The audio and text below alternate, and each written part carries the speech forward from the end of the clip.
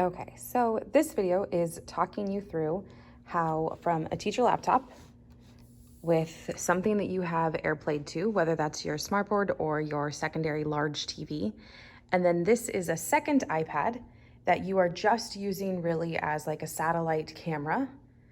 And then on this iPad, I'm trying to model what the student would see. So this is in Zoom. I've opened up a Zoom and I am screen sharing. When I did the share, I chose desktop 2 so that I still had desktop 1. It's just basically using it as a separate display. I am mirrored using a separate display. So what I see here is different than what's up on the screen. This screen, that AirPlay. But I mirrored my desktop 2 and then I dragged my Google Chrome presentation into desktop 2. You can see over there, like I would be able to move, sorry. I can move this and this is desktop 2. I can also add a new tab and do whatever I needed to. Now this is what the student is seeing. So they're seeing my presentation. I'm able to move ahead in my presentation and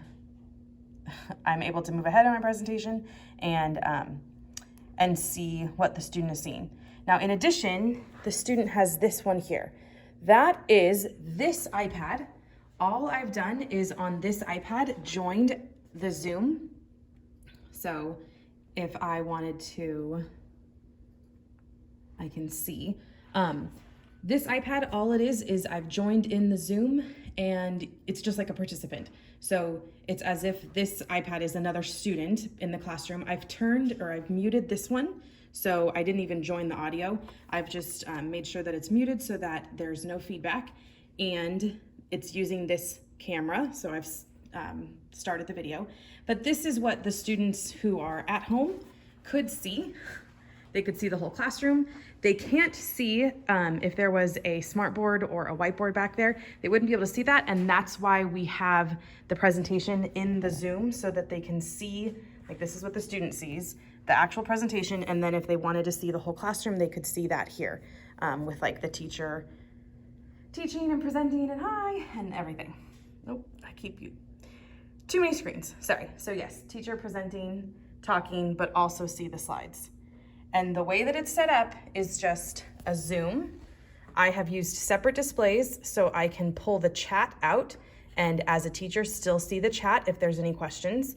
This would be where all of my students that are at home are, including the camera that I've logged in on the second iPad. So it's my satellite.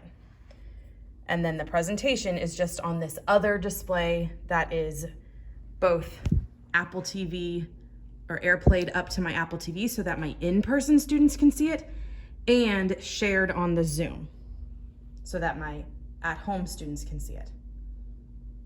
All right, and again, the way that I did that was, I'll just do stop share. If I can find my cursor.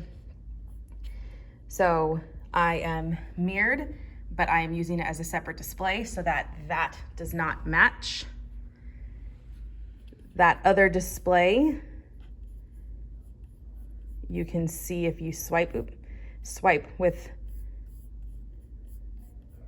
or if you move the cursor over, it's where the cursor disappears on this one and then it shows up over on your other display. So you can see that I'm being able to move this. So that's the secondary display. And then when I do share screen, which again, I have to find my cursor because it's over on the other screen. So share screen, I just did desktop 2. The reason I didn't do Google Chrome, you totally can, but that way, if I have other things later on, then I can just move them over onto the other desktop. And then hit share, or optimize, or share sound if you want to share any videos too, and then share. And now this is just my chat. I could see the participant list if I wanted to, and see any students that are at home. Now, if I have 2 Apple TVs, I cannot AirPlay this to 2 different places, but I could hardwire it with an HDMI cord to a different TV, and then this would be larger so that if I'm in the front teaching, I could still see the chat. All right, thanks.